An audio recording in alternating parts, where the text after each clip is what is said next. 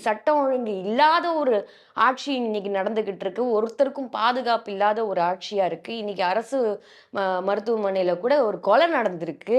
அந்த அளவுக்கு ஒரு மோசமான ஒரு ஆட்சி குடுத்த திமுக, அதெல்லாம் மறைக்கிறதுக்கு ஜனநாயகம், ஜனநாயகம், ஜனநாயகமே இல்லாத ஒரு திமுக. நம்மளுக்கு ஜனநாயகமே இல்ல. நம்மளுக்கு எங்க ஃப்ரீடம் ஆஃப் எக்ஸ்பிரஷன் இருக்கு? எங்க நம்ம ஸ்பீச் குடுக்க முடியும்? நம்ம வாய்ஸ எடுத்து பேசணும்னா, உடனே அது கட் பண்றது. துண்டிச்சு வைக்கிறது.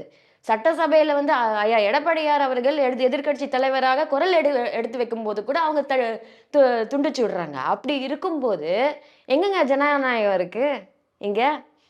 அப்போ உங்க படம் ஜனநாயகம் பத்தி தான் உங்களுக்கு முக்கியமா நான் கேட்கிறேன் நானு. மக்களுக்கு எத்தனையோ விஷயத்துல வந்து ஸ்தம்பிச்சு போயிருக்காங்க. பராசக்தி டிக்கெட்லாம் வந்து ஃப்ரீயாலாம் குடுத்துட்டு இருந்தாங்க மேம். அதான் ஹெல்மெட் போட்டா ஃப்ரீயா குடுப்பாங்களாமே! இதெல்லாம் நாங்க கேள்விப்பட்டோம். இதெல்லாம் வந்து ஒரு உடனே வந்து பராசக்தி நல்லா சூப்பரா ஓடணும்னு.